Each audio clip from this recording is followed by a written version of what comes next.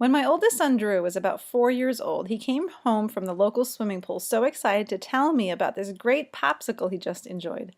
As he described it, he took off to his art table and spent a few minutes drawing this picture for me. Yes, a bomb pop.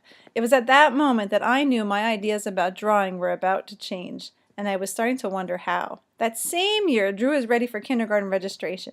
As I sat on the bench in the elementary hallway waiting for him to finish his orientation, the familiar sights and sounds of children learning and playing got me thinking. I was working from home as a graphic designer at the time and was ready to do something more meaningful. He left with a water bottle, and I left with more wonderings.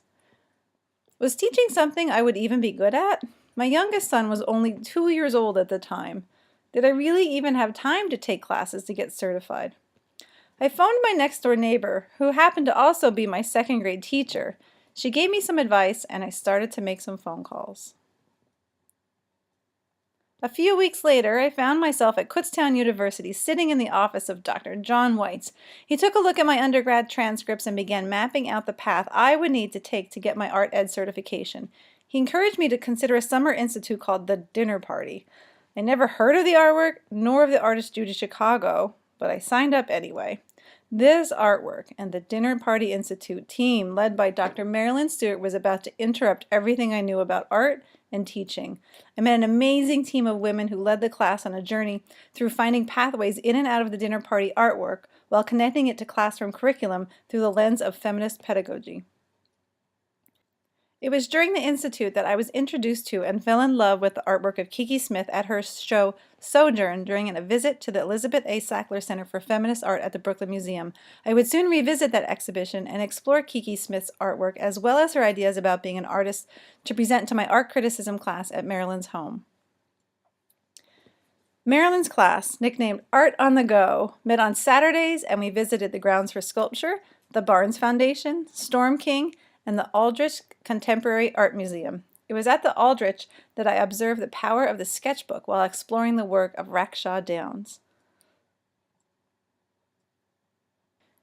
Each summer since 2011, I joined the Dinner Party Institute as Marilyn's graduate assistant and ultimately as part of the team. I can't begin to explain how much the women from the Institute have empowered me to explore my own voice in the classroom.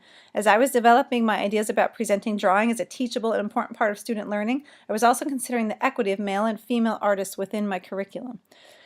During Dr. Fountain's Designing for Disabilities course, I observed an adaptive art class created by elementary art teacher Bette Naughton. Students explored the work of Joseph Albers and then created their own paintings using the adaptive tools and techniques developed by Bette. Because of this experience, I created a set of crit cards to help start the art conversation.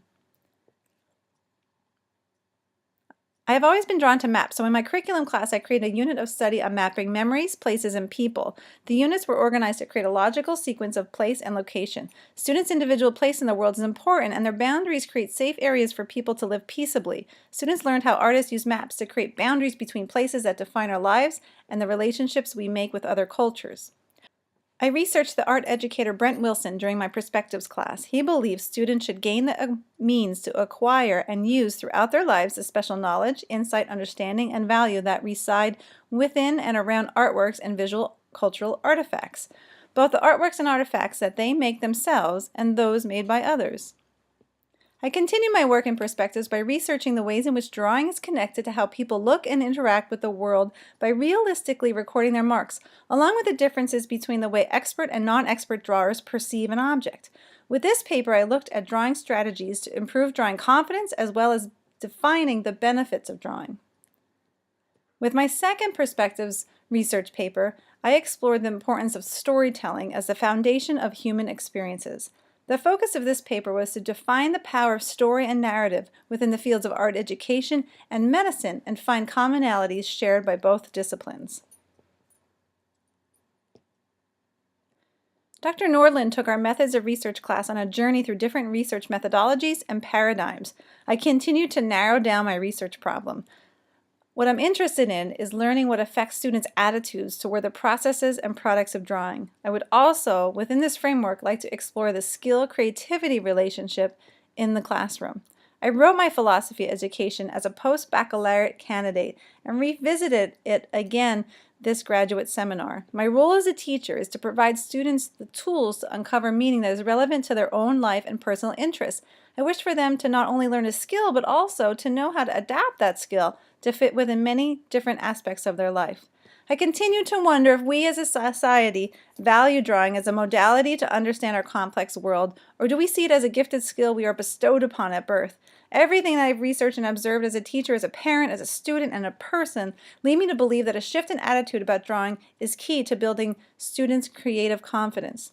So now what? What do I do with all this information I have gathered and identified as valuable and powerful? I couldn't imagine all of it put aside and arguing on its behalf in another paper. I needed to take action to interrupt the attitudes and beliefs of my students, parents, staff, and faculty into understanding how drawing can be reframed within the art room and beyond. I wanted to demystify the idea that drawing is a skill that cannot be taught. We teach our students math, science, we teach them how to read and play an instrument, we train for athletic events through practice, but we allow ourselves to dismiss the ability to draw as an unteachable skill. It becomes acceptable to say, I can't draw. I disagree. So I developed DrawFit. DrawFit was created for anyone who has ever wondered why they struggle with drawing, with the belief that to improve your drawings, you must practice daily. The benefits of daily exercise are obvious. The more you work out, the better you feel. If you stop, even for a week, the effect is noticeable upon the next workout. The activity of drawing is quite similar. I created 12 drawing workouts to improve drawing confidence. I don't want this work to end with my degree. DrawFit will continue through the K-12 Art Room blog, and new works will be added. I am considering developing a DrawFit app that provides achievable levels through regular drawing workouts. I believe that ability to draw and express oneself through drawing is a necessary skill for everyone, and will continue my research through my website and blog.